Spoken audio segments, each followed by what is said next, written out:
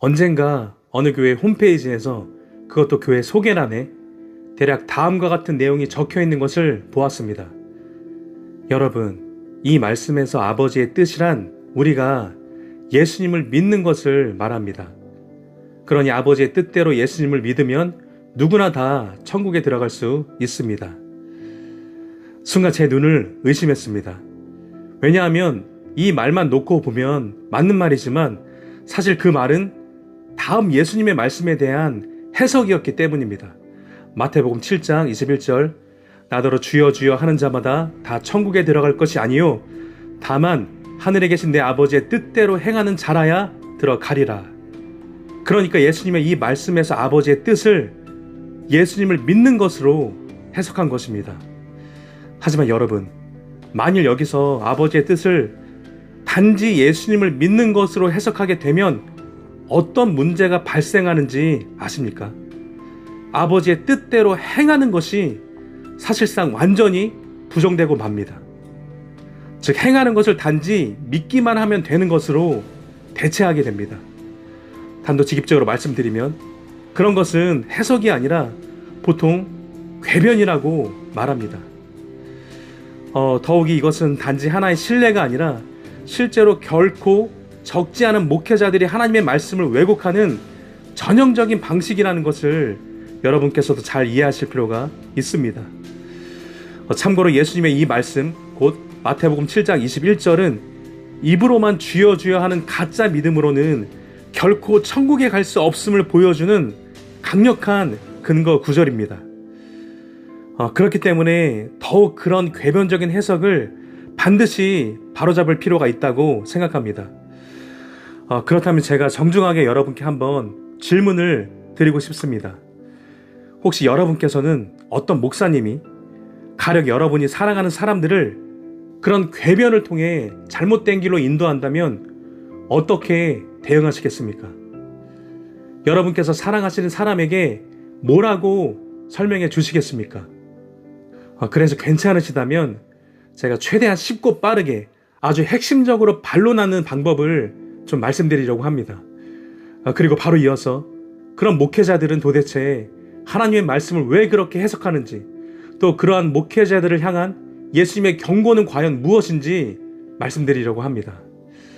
우선 그런 궤변에 대해선 여러분이 사랑하는 사람이나 양들에게 바로 그런 걸 가지고 자의적인 해석이라고 그러는 거야 라고 잘 설명해 주십시오. 그리고 이어서 다음 3가지 반론을 대략적으로나마 설명해 주시면 됩니다. 첫 번째 반론입니다. 마태복음 7장 21절은 산상수훈의 결론입니다. 그런데 예수님께서는 산상수훈의 본론에서 그 아버지의 뜻이란 게 과연 무엇인지 자세히 가르치셨는데, 그것은 단지 믿는 것이 아니라 온통 행하는 것에 관한 말씀이라는 것입니다. 믿음과 관련된 단어는 믿음이 작은 자들아 라고 말씀하실 때 단 한 번밖에 나오지 않습니다. 실제로 산상수훈의 본론에는 다음과 같은 내용들이 나옵니다.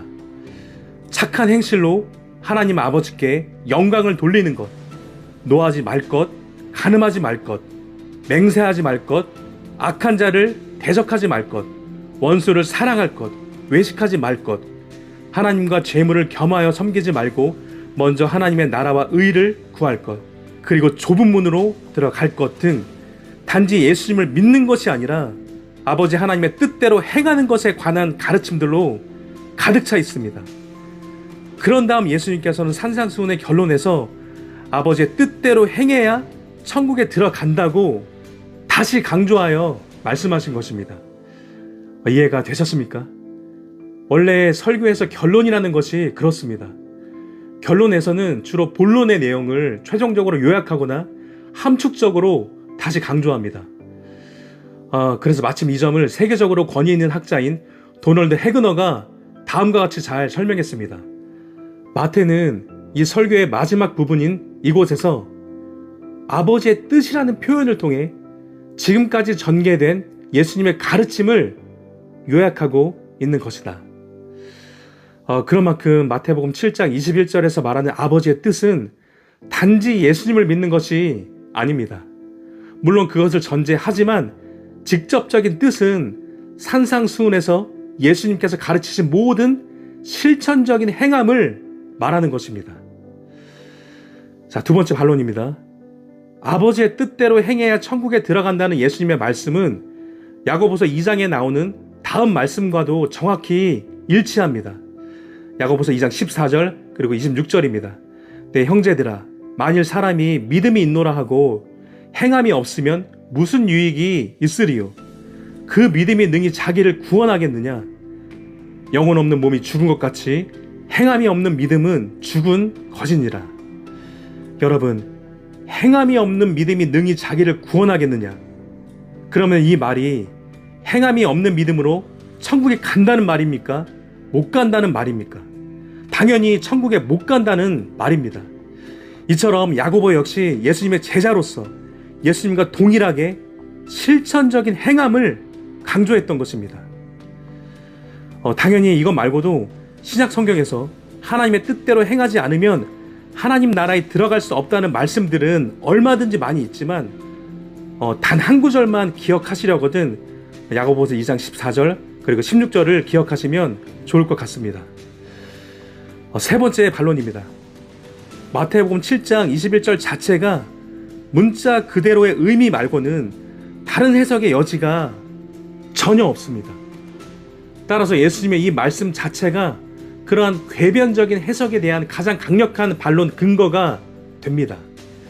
마태복음 7장 21절 나더러 주여 주여 하는 자마다 다 천국에 들어갈 것이 아니요 다만 하늘에 계신 내 아버지의 뜻대로 행하는 자라야 들어가리라. 실제로 이 구절에 사용된 모든 단어의 뜻들, 단어의 용례들, 문법, 문맥, 예수님의 의도 등 모든 것을 다 종합해 보더라도 분명히 이 말씀은 산상수훈에 나타난 예수님의 가르침대로 행하지 않으면 결코 천국에 들어갈 수 없다는 의미인 것입니다. 예를 들어 구차하게 이 말씀에 과장법이 사용되었다거나 실제 상황이 아닌 가정적 상황이라는 변명의 여지도 전혀 없습니다. 당연히 과장법이라는 그 어떤 암시도 없고 또 문법적으로도 가정법 동사가 아닌 직설법 동사가 사용되었기 때문입니다. 지금껏 말씀드린 내용들을 다 기억하지 못하시더라도 괜찮습니다. 대략 핵심만 잘 전달해 주셔도 좋을 것 같습니다. 이제 다음으로 그렇다면 도대체 왜 어떤 목사님들은 마태복음 7장 21절과 같은 하나님의 계명을 왜곡하여서 사람의 계명으로 변질시키는 것일까요? 사실 감히 저는 그러한 종류의 왜곡과 궤변의 숨은 의도를 너무 잘 압니다. 물론 100% 정확한 것은 오직 하나님만 아시겠지만 제가 믿기로 아마 이런 것입니다. 아니, 오직 믿음으로 구원받는 건데 설마 예수님의 이 말씀이 행함이 있어야 천국에 간다는 그런 말일 리가 있겠어? 그건 행위 구원 아닌가? 그래서 이러한 생각, 이러한 교리적인 편견을 가지고서 끼워 맞추기식 해석을 하는 것입니다. 즉 이런 겁니다. 하나님 아버지의 뜻은 당연히 예수님을 믿는 것이잖아. 그러니 이 말씀도 당연히 예수님을 믿으면 천국에 간다는 뜻이겠지 라고 잘못된 해석을 하는 것입니다. 그리고 여러분, 제 생각에 이것은 근본적으로 단지 해석상의 실수라고 보기 어렵습니다. 실제로 그렇게 말도 안 되는 해석을 내놓는 목회자들은 소위 오직 믿음 타령만 하면서 불법을 행하는 사람일 가능성이 매우 높다고 생각합니다. 그래서 성경에서 유독 회개, 순종, 행함, 거룩에 관한 말씀만 나오면 그것들을 모조리 필수가 아닌 선택사항으로 변질시키는 것입니다. 그런 것들은 천국이 아니라 단지 천국에 가서 받는 상급과 관련된 것일 뿐이라고 본질을 호도하는 것입니다. 한 걸음 더 나아가서 하지만 그렇다고 과연 그런 목회자들이 막 대놓고 불법을 행하면서 사는 사람처럼 그렇게 보일까요? 대부분은 그렇지 않을 것입니다. 왜냐하면 10중 8구는 외식을 할 것이기 때문입니다. 여러분, 이쯤 되면 성경에서 불법을 행하면서 외식하는 사람들이 떠오르지 않으십니까? 그런 사람들에게 예수님께서는 다음과 같이 경고하셨습니다. 마태복음 23장 27절에서 28절 화 있을진저 외식하는 서기관들과 바리새인들이여, 회칠한 무덤 같으니 겉으로는 아름답게 보이나 그 안에는 죽은 사람의 뼈와 모든 더러운 것이 가득하도다. 이와 같이 너희도 겉으로는 사람에게 옳게 보이되 안으로는 외식과 불법이 가득하도다. 또한 중요한 것은 예수님께서 이때 서기관과 바리새인들에게 요구하신 것은 한마디로 믿음에 합당한, 복음에 합당한 삶인데, 예수님께서는 그러한 삶을 단지 선택사항으로 말씀하시지 않았다는 것입니다. 분명히 필수적인 것으로 말씀하셨다는 것입니다. 왜냐하면 외식하며 불법을 행하던 그들에게 화를 선포하시면서 또한 다음과 같이 선언하셨기 때문입니다. 마태복음 23장 33절입니다. 뱀들아, 독사의 새끼들아, 너희가 어떻게 지옥의 판결을 피하겠느냐? 너희가 어찌 지옥의 판결을 피하겠느냐? 여러분, 예수님의 이 말씀이 지옥을 피한다는 말입니까? 못 피한다는 말입니까?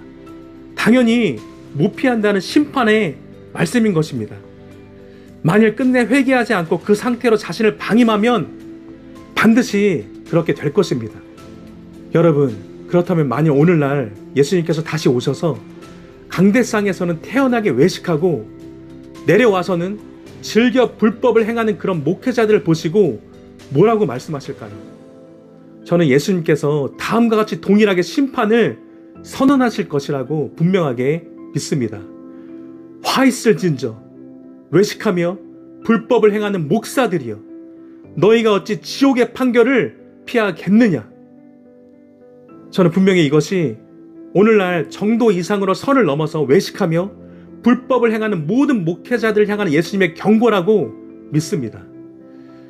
왜냐하면 잘 아시는 대로 예수 그리스도는 어제나 오늘이나 영원토록 동일하시기 때문입니다. 그런데 그렇다고 제가 만일 단지 여기서 멈춘다면 저 역시 다른 사람을 비판만 하는 또 다른 바리새인으로 남을지도 모를 것입니다. 그래서 그리고 괜찮으시다면 여러분께서도 이 심판의 경고를 자기 자신한테로 향해야 한다고 저는 분명하게 믿습니다. 왜냐하면 예수님께서는 역시 산상수훈에서 다음과 같이 말씀하셨기 때문입니다. 마태복음 7장 4절에서 5절. 보라, 내 눈 속에 들보가 있는데 어찌하여 형제에게 말하기를 나로 내 눈 속에 있는 티를 빼게 하라 하겠느냐? 외식하는 자여, 먼저 내 눈 속에서 들보를 빼어라. 그 후에야 밝히 보고 형제의 눈 속에서 티를 빼리라. 그렇기 때문에 당연히 제 자신도 예외일 수가 없고 이 영상을 보시는 성도님들께서도 역시 예외일 수가 없다는 것을 저는 감히 말씀드려야 할 것 같습니다. 그러므로 우리 자신이 외식하며 불법을 행하려고 할 때마다 이러한 예수님의 경고의 말씀 앞에 함께 경건하게 떨어야 할 줄로 믿습니다. 참고로 저는 누구나 갖고 있을 법한 매우 사소한 외식이나 또 누구나 짓고 있는 죄의 정도를 말하는 게 아닙니다. 물론 그런 것들로부터도 계속적으로 하나님의 은혜로 점점 더 거룩하게 되어야겠지만 그보다 저는 예수님께서 화를 선포하실 만큼 완악한 바리새적인 외식과 불법을 말씀드리는 것입니다. 하지만 역시 또한 그럼에도 안심하지 말아야 할 것은, 왜냐하면 누구든지 선줄로 생각하는 자는 넘어질까 조심해야 하기 때문입니다. 사도 바울은 그의 성도들에게 누구나 넘어지는 것이 가능하니까 그렇게 조심하라고 당부한 것이기 때문입니다. 여러분, 왜 수많은 목회자들과 성도들이 특히나 경건에 관한, 거룩에 관한 하나님의 말씀들을 그렇게 유독 잘못 해석하게 되는 것일까요? 저의 수십 년 신앙생활의 결론을 말씀드리면 이렇습니다. 그것은 바르지 않은 마음으로 성경을 읽기 때문일 것입니다. 즉 기꺼이 회개하고 순종하려는 마음이 아니라 도리어 회개와 순종을 싫어하는 마음으로 성경을 읽기 때문일 것입니다. 그러니까 성경을 읽으면 허구한 날 원어 성경에도 없는, 전 세계에서 우리나라 성경에만 있는 오직 믿음만 보이는 것입니다. 그래서 하나님께서 각 사람에게 요구하시는 인간의 책임, 언약적 의무에는 안중에도 없는 것입니다. 그래서 방종하게 되는 것이고, 그래서 믿음, 은혜 하면서 변질되고 타락하게 되는 것입니다. 바꿔 말씀드리면 하나님의 사랑만 보이고 하나님의 공의, 곧 하나님의 심판은 보이지 않는 것입니다. 그리고 여러분께서는 혹시 회개와 순종의 마음 없이 성경을 읽으면 읽을수록 더욱 눈이 감기고 귀가 닫히고 마음이 우둔하여져서 더욱 완악하여진다는 것을 알고 계십니까?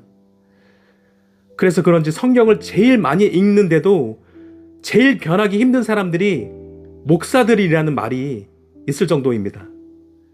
물론 곳곳에 계신 훌륭한 목사님들은 당연히 제외입니다. 아무튼 실례로 여러분이 잘 아시는 이사야 선지자는 분명히 사람의 말이 아니라 하나님의 말씀을 대언했습니다. 그런데 사람들이 그 하나님의 말씀을 듣고 어떻게 되었냐면 바로 이렇게 되었습니다. 눈이 떠지는 것이 아니라 도리어 눈이 감기고 들을 귀가 열리는 것이 아니라 도리어 귀가 닫히고 마음으로 깨닫는 것이 아니라 도리어 마음이 우둔하여지고 더욱 완악해졌습니다. 여러분, 이것이 무슨 의미인 줄 아십니까? 이것은 하나님의 말씀에는 이중적 기능이 있음을 잘 보여줍니다. 즉 하나님의 말씀은 마음이 바른 사람들에게는 구원으로 역사하시지만 마음이 바르지 못한 사람들에게는 심판으로 역사하는 것입니다. 뿐만 아니라 심지어 하나님께서는 후자의 사람들이 고침받을까봐 염려하신다는 것을 읽어보셨습니까? 왜냐하면 제가 분명히 이해한 바로는 하나님은 사랑이실 뿐 아니라 끝내 완악하게 그분의 말씀을 거절하는 사람들에게는 공의로 심판하시는 분이시기 때문입니다. 이사야 6장 10절입니다. 이 백성의 마음을 둔하게 하며 그들의 귀가 막히고 그들의 눈이 감기게 하라. 염려하건대 그들이 눈으로 보고 귀로 듣고 마음으로 깨닫고 다시 돌아와 고침을 받을까 하노라 하시기로. 이런 면에서 정말 놀라운 것은 하나님께서 처음부터 실패할 줄 아시면서도 사람들이 끝내 듣지 않고 거절할 것을 아시면서도 백성들에게로 하나님의 사람을 보내시는 것이 가능하다는 것입니다. 대표적으로 이사야 선지자를 그런 사역으로 보내셨습니다. 그런데 여기에는 반전이 있습니다. 또 다른 측면에서 보면 그 또한 정확히 성공적인 사역일 수 있기 때문입니다.